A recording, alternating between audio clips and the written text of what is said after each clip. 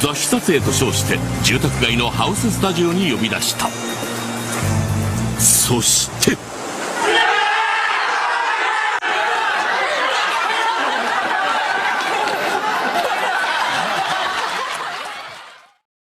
Muy buenos días a todos, bienvenidos a otro video. Como es un tema que requiere la mayor concentración, comencemos de una vez. Para muchos es normal entrar en opinión por política, educación, tendencias, cosas que se nos ponen en los medios o que discutimos en nuestro círculo más cercano. Petro no joda. Que Petro ni que nada, hombre, tú estás el loco. Nos damos cuenta entonces que hay ciertos personajes que son impermeables a la prueba, impermeables al argumento y a los hechos. No, la derecha lo que dice, este es un vaso transparente que tiene agua y vale 10 pesos. Y para ti te lo doy a 11.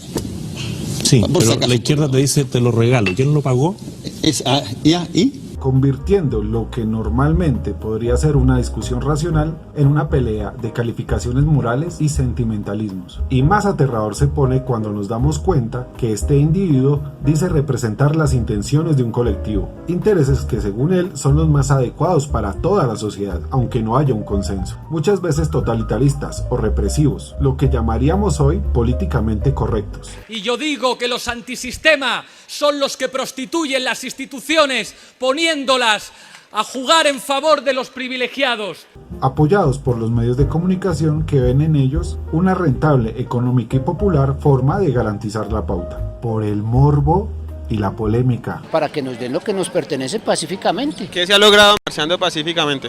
Pues la pura verdad, nunca se ha logrado nada. Un culo, ¿no? Nada, Entonces, pues, ¿para qué? Es mejor salir a acabar con todo, ¿no? Dentro del círculo libertario es normal escuchar la frase dato mata al relato, que se refiere a que los hechos son más poderosos que los sentimientos. Y no nos hemos dado cuenta que lo que sucede en el mundo es totalmente diferente a eso.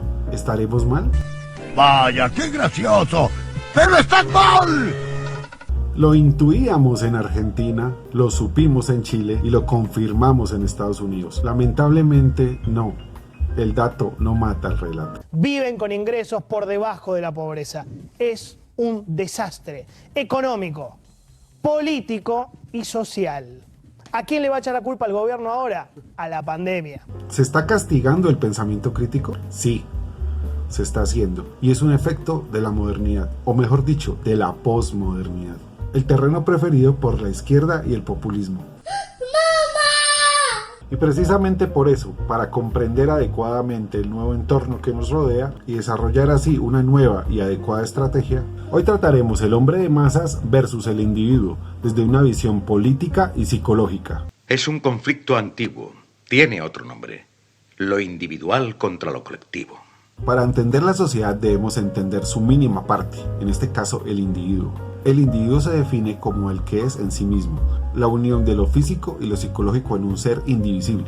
Así nací y así me moriré. Todos somos seres humanos y compartimos básicamente ciertas características. Una búsqueda en la satisfacción de nuestras necesidades, nuestro funcionamiento psicológico y la forma en que nos comunicamos. Estos temas enfocados, por supuesto, hacia la parte social, que es la que nos interesa.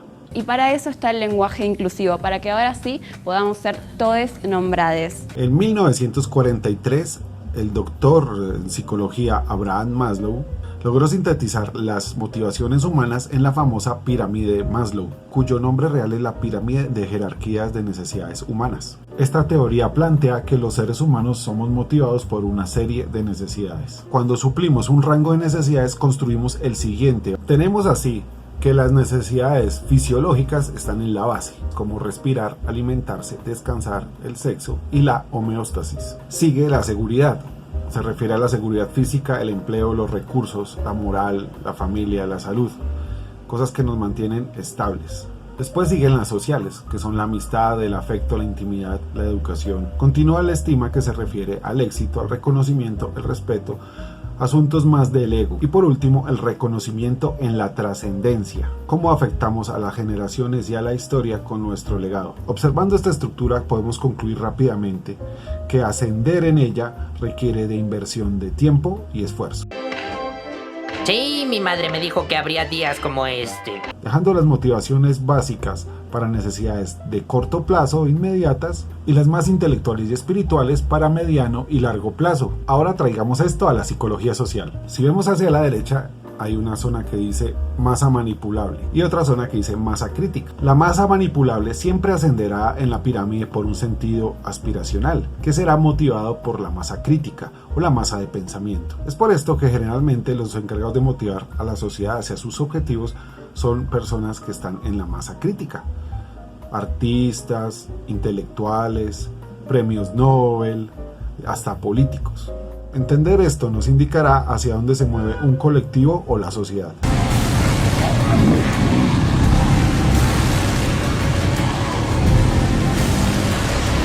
¿Pero qué nos lleva realmente a buscar satisfacer estas necesidades? La motivación se define como los factores que nos incitan a actuar. Y esto está dado principalmente por el placer y el dolor. Ay no, eso di jamás. Para entender este aspecto debemos adentrarnos en nuestro cerebro.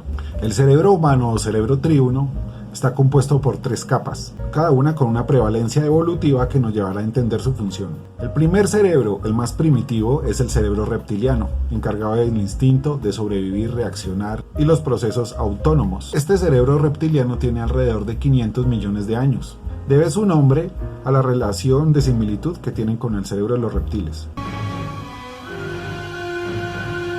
El cerebro límbico o de la emoción, alimentarse, reproducirse de los sentimientos, las sensaciones. Este cerebro tiene 200 millones de años y lo compartimos con los mamíferos. El último cerebro o cerebro cortical o neocórtex se encarga de la razón, el lenguaje, el aprendizaje y la lógica. Tiene 100 millones de años y en el caso de los humanos tiene 9 capas.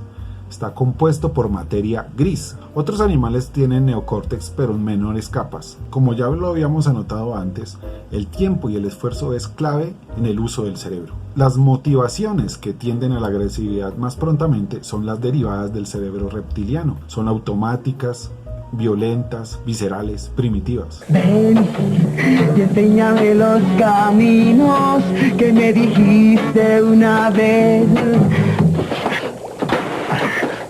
Requieren menos tiempo y esfuerzo, mientras que las acciones motivadas por el neocórtex requieren más tiempo, más esfuerzo y más gasto calórico.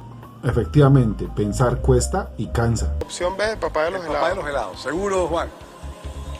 Respuesta definitiva. Concha, está difícil, señora Eladio. Conocemos la fisiología, pero ¿es suficiente para ejecutar la motivación? Ahora hablaremos del circuito de placer o el mecanismo de recompensa, en donde la dopamina funciona como un estímulo químico para el aprendizaje. Cualquier acción que nos genere placer o garantice para nuestro organismo la supervivencia será asimilada para ser ejecutada rápidamente. En la década de los 50, James Holt y Peter Milner concluyeron una teoría llamada el botón del placer, en donde luego de colocarle diodos a un ratón que le generaban placer inmediato al pulsarlo, terminó desplazando las necesidades prioritarias: agua, sexo, comida y compañía. ¡Ay, eres muy lento! ¡Déjamelo a mí!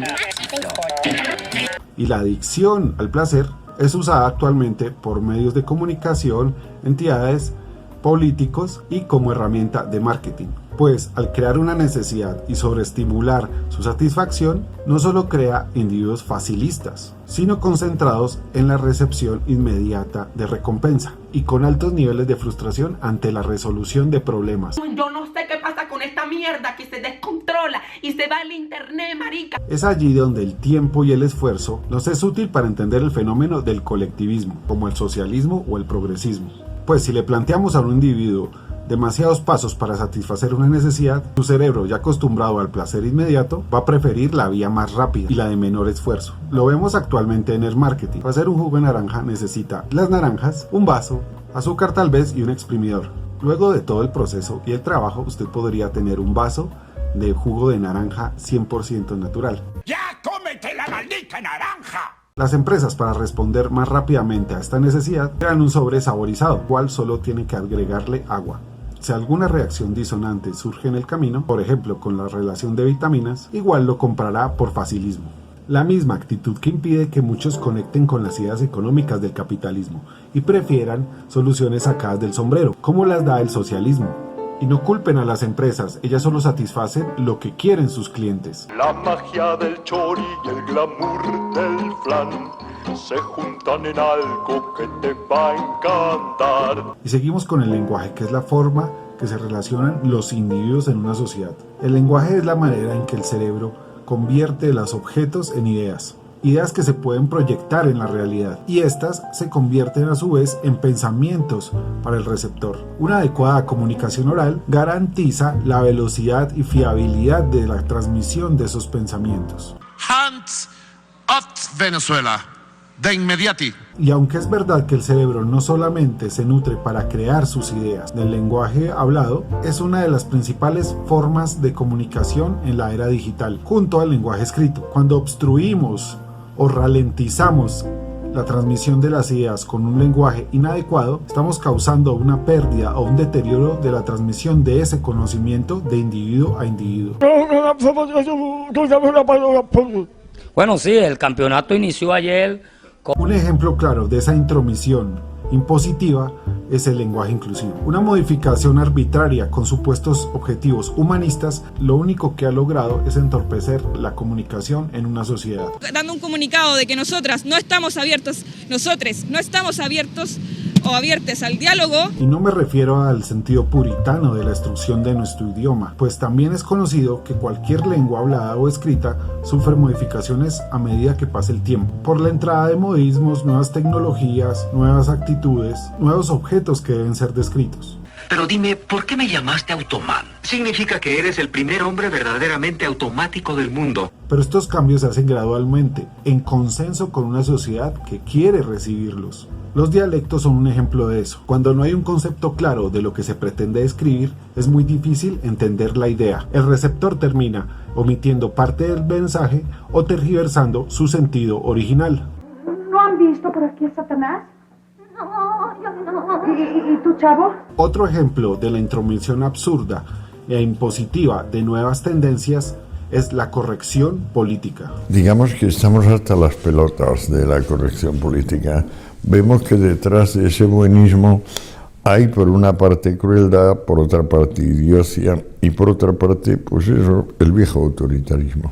Una herramienta de censura a la expresión y el pensamiento humano que, según sus impulsores, busca darle espacios visibles a las minorías históricamente oprimidas. I just don't think in today's world you can ask people if they would rather women's rights or Islam. Why not? Well, I just don't think it's a very PC question to ask people. Pero que en realidad solo le ha quitado fluidez y originalidad al pensamiento. La vemos actualmente en cualquier expresión humana, en las artes, en la academia, que impulsados por la educación lo han hecho parte esencial de la sociedad posmoderna. La corrección política es un hijo de la deconstrucción. ¿Pero qué es la deconstrucción? La deconstrucción es una línea filosófica y lingüística creada por Jacques Derrida, que lo que básicamente busca es desligar las palabras de los conceptos y darles un nuevo significado. Todo saber, que toda verdad es una cuestión política, una cuestión de poder. Y por eso deconstruir es una práctica política. Así pues, lo que nuestros conceptos habrían definido antes como una mujer, ahora se llama un cuerpo gestante, desligando la naturaleza reproductiva a lo femenino para que los transexuales puedan entrar en la definición de mujer o para que socialmente sea aceptado que un hombre puede quedar embarazado. Just like that. Oh my gosh. How precious. Aunque los hechos biológicos vayan en contra de estas percepciones, usando como únicas respuestas a su cuestionamiento el chantaje y el linchamiento, o lo que llamaríamos ahora la cultura de la cancelación. Por esta y por otras razones, la corrección política es el arma de destrucción del pensamiento perfecta, la mordaza invisible. Los eufemismos sirven para que el mundo sea muchísimo mejor y más bello, porque no hay gordos ni gordas, hay hombres de hueso ancho. En este punto muchos se preguntarán qué tiene que ver la lengua y el idioma con la creación de grupos colectivistas, y la respuesta nos la dio hace más de 90 años Antonio Gramsci, un antropólogo y lingüista italiano considerado uno de los mayores ideólogos del marxismo. Lo veremos muy seguido por aquí. Y creía que había que conquistar las mentes de la población para que las percepciones fuesen las adecuadas. Es algo que está sucediendo en la sociedad actual. Es lo que ha hecho posible que una sociedad supercapitalista sea al mismo tiempo culturalmente marxista. Un individuo disipado, incapaz de relacionarse con otros, con unos padres ausentes por el trabajo, criado con un ambiente de recompensa continua, sumido en el ostracismo y la misantropía de las redes sociales, puede llegar a pensar que el mundo es un lugar horrible que debe ser destruido, solo para ser reconstruido por él y los suyos, los buenos de la película, las almas iluminadas, o como le dicen los progresistas, los despiertos. ¡La maldita tecnología solo me ha traído sufrimiento! Declarar lo evidente. Pero Bender, tú eres tecnología, eres lo más avanzado en toda esta isla. Y para finalizar la primera parte del análisis del individuo, vamos a resumir lo expuesto en el siguiente esquema. Nos daremos cuenta que el instinto tiene casi las mismas motivaciones fisiológicas básicas, así como la de seguridad, que las sociales y las de estima están más relacionadas con la emoción, mientras que la razón, la última y la más pequeña de todas las variables, solamente estará ubicada para los pensamientos trascendentes. Y teniendo claras sus motivaciones, podremos ubicar al individuo más fácilmente. La postura individualista es más reflexiva y a largo plazo. Los que tienen una postura claramente individualista son generalmente los intelectuales, académicos y visionarios con pocas coincidencias con las motivaciones populares. La partícula de materia oscura evadiría las restricciones de los bariones omega, pero eso es algo que cualquiera pudo haber pensado. Siguen los conductores o los individuos emocionales, los líderes, los motivadores. Son los que se encargan de conectar con la masa, por el discurso y el argumento, el sentido aspiracional de la sociedad, para bien o para mal. Yo estaba destruyendo lo que era el Estado. Sé que tampoco está bien hecho, pero es una de las formas en las que el pueblo se puede manifestar sin pasar desapercibido. Y en la última parte de nuestra escala, pero con mayor tamaño, se encuentra la masa manipulable, compuesta por individuos que según su carácter, valores y conocimiento pueden ser más o menos influidos por las tendencias totalitarias. Este individuo se caracteriza por una postura impulsiva, de fácil reacción e indignación, motivado la mayor parte del tiempo por las necesidades básicas. Para este individuo, la omisión es una opción, esperando pacientemente la motivación adecuada. Y las redes sociales son su elemento de catarsis, más no de acción. En otras palabras, alega mucho y hace poco. Para el hombre masa, alguien más poderoso que él debe darle la solución. El omnipresente, omnipotente y omnisciente Estado. ¡Qué casualidad, qué fatalidad, qué casualidad! Las variables de entorno y cultura están medidas por el medio ambiente o a fenómenos económicos, políticos y sociales, en donde el sistema de corrección política tiene gran parte del poder. Así como actualmente la pandemia fomenta el aislamiento, la variable cultural y moral nos indica que debemos quedarnos encerrados y no confiar en nadie.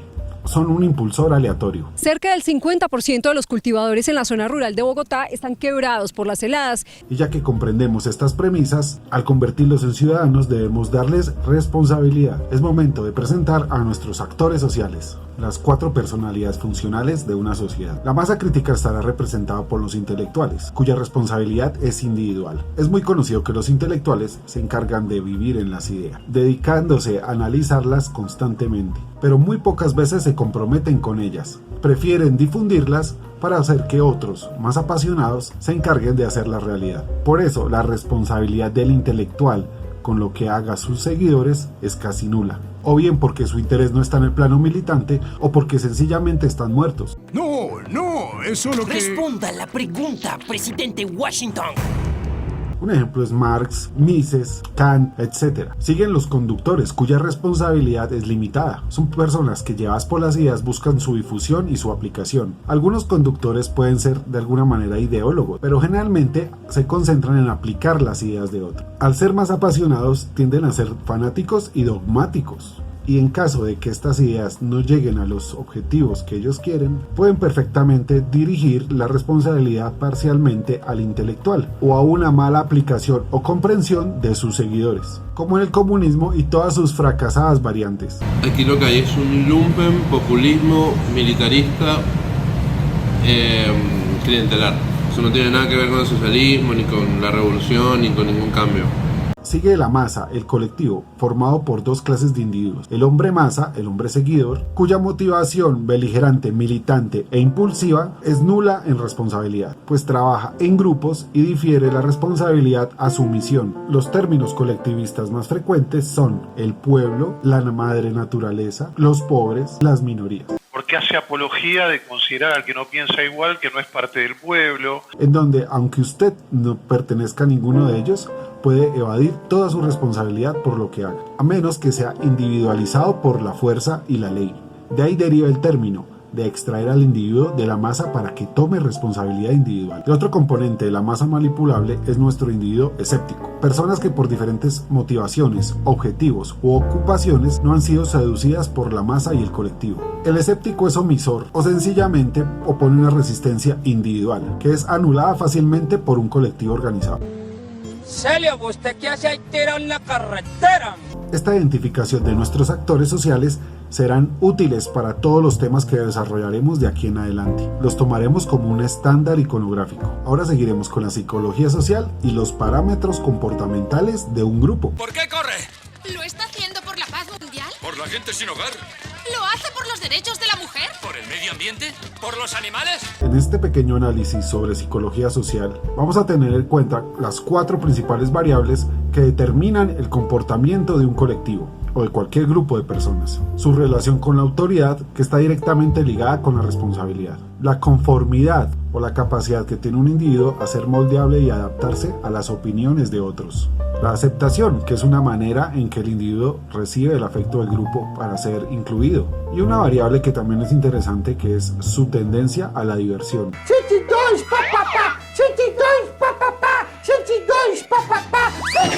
Estos factores nos aclararán algunos de los comportamientos más enigmáticos del ser humano. Hablemos primero de la autoridad. En 1963, el psicólogo de la Universidad de Yale, Stanley Milgram, propuso el estudio del comportamiento de la obediencia. Milgram ideó sus experimentos preguntándose si los ejecutores del holocausto nazi solo estaban siguiendo órdenes, si se habían convertido en meras herramientas del poder y por qué lo habían permitido. ¿Podrían los deseos de un líder pervertir la moral y la ética de todo un pueblo? Su lealtad hacia Hitler le llevó demasiadas veces a mirar para otro lado. Milgram planteó el experimento de la siguiente manera. Se seleccionó un grupo de personas al azar, de diferentes razas, sexos, edad.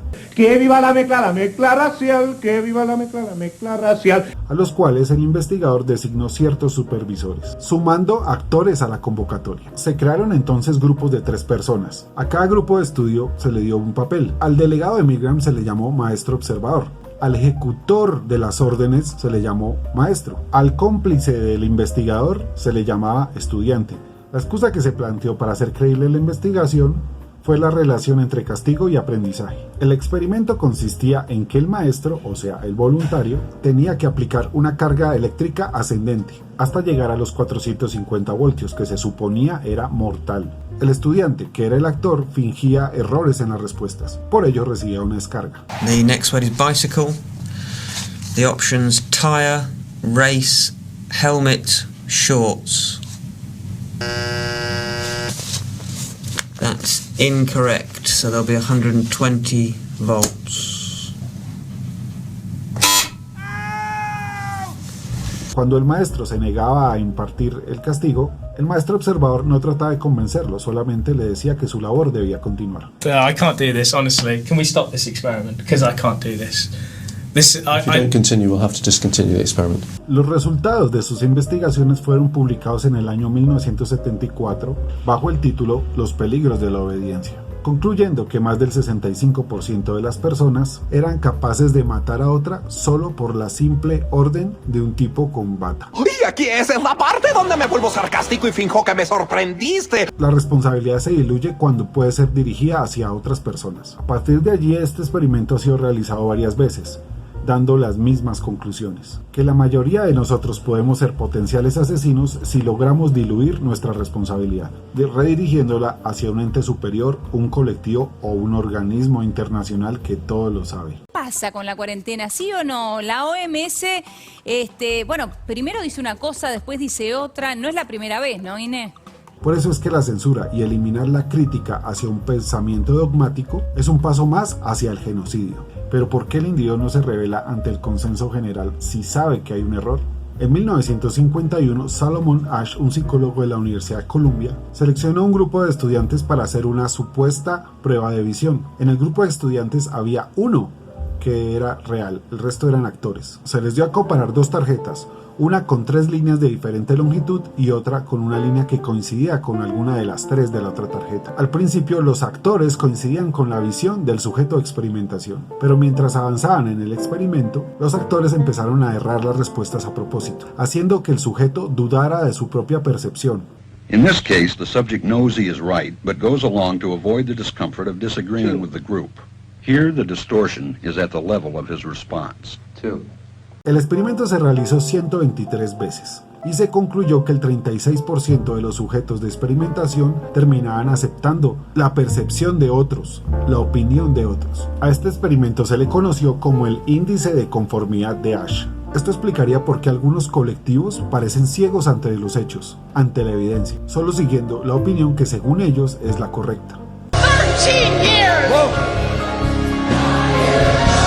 Cuando queremos hablar de aceptación social, debemos hablar de las neuronas espejo, que son las encargadas de desarrollar algo llamado empatía, que es la capacidad de ver y reproducir los sentimientos vistos en otros. ¿Te sentís bien? Se siente algo mareado y tiene sus primeros síntomas. ¿Te estás babeando? La mujer ve a un pobre autómata de carne tratando de recomponerse. Esta empatía nos hace sociables. Funciona como una herramienta de aceptación y agrupación. El sentido gregario del humano, que en otras palabras se refiere al deseo de estar en grupo o pertenecer a un grupo, se une a las neuronas espejo para ser agradables a otros. Hay 2 experimentos de la psicología social que nos pueden aclarar estos conceptos. Uno de ellos es de Roberts Cave, o conocido como la cueva de los ladrones o el experimento de Cherif, un experimento desarrollado por Muzaffer Cherif en 1954, donde se estudiaba el origen del prejuicio en los grupos sociales. Para este estudio se contó con 22 jóvenes de 11 años, con diferentes formas de vida, percepciones. El grupo se dividió en 2 de 11 miembros, buscando que sus miembros no tuvieran ninguna relación afectiva previa entre ellos. Cada grupo tomó un nombre, unos se llamaron The Rattlers y los otros se llamaron The Eagles. Before the 2 groups were made aware of each other, they were encouraged to bond and create social norms by engaging in activities such as swimming and hiking. Mientras los grupos estuvieron aislados, desarrollaron conflictos entre sus miembros. Aparecieron rápidamente los rangos de liderazgo, las posiciones dentro del colectivo. Ambos grupos estaban aislados uno del otro y al reunirse esporádicamente para competir, desarrollaron un sentido de aversión al competidor, motivados por chismes y prejuicios creados por los investigadores para crear rivalidad entre los grupos. Los conflictos ahora se trasladaron de grupo a grupo, y cuando la competencia se volvió física y violenta,